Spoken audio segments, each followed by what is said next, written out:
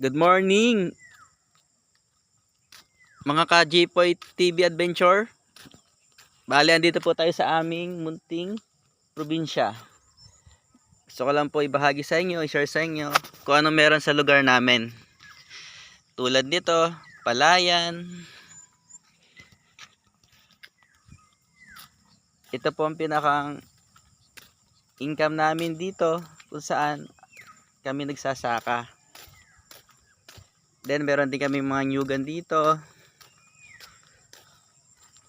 mga alagang hayop, baka, baboy, kalabaw.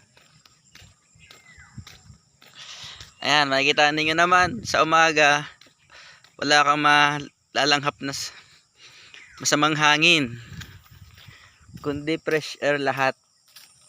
Walang usok, walang alikabok. Yan, daman-dama mo ang pagsikat ng araw.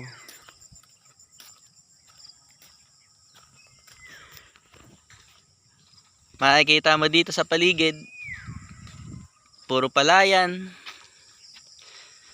mga puno, mangga, nyug. Lahat yan bigay ng kalikasan. Kaya ang sarap tumira dito mga ka-J-Poy. Malayo sa gulo, sa stress, sa problema. Hindi kagaya sa syudad, andun lahat. Mararanasan mo lahat ang hirap, stress sa trabaho, sa pamilya. May hugot, no? Pasensya na kayo.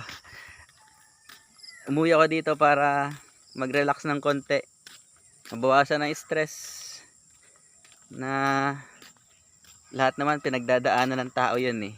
Hindi lang naman kung sino lang.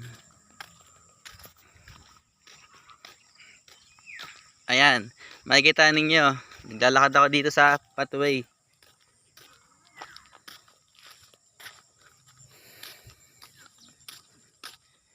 Namamasyal lang konti, nag-exercise. Wala na ako sa exercise sa syudad eh.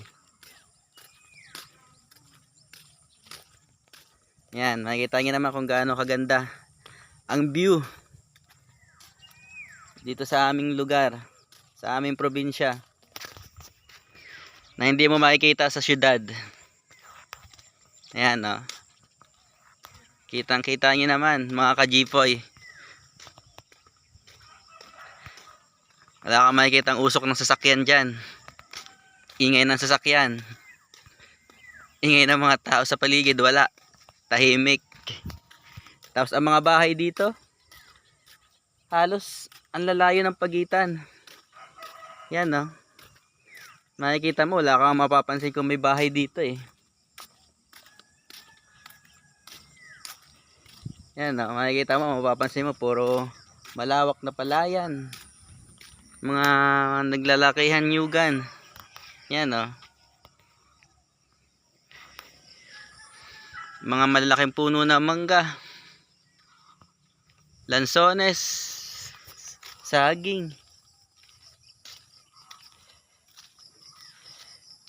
Kahit nga yung mga kanal dito, oh, malinaw, kitang kita mo yung ilalim. Hindi kagaya sa syudad, kanal, maraming daga. Ayan, no? May kangkong pa, pwede mong gulayin, libre lang yan.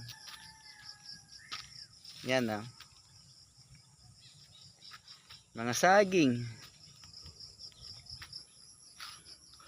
Tutor ko lang kayo sa munti naming kapaligiran. Yan. Nagagandahan tanawin.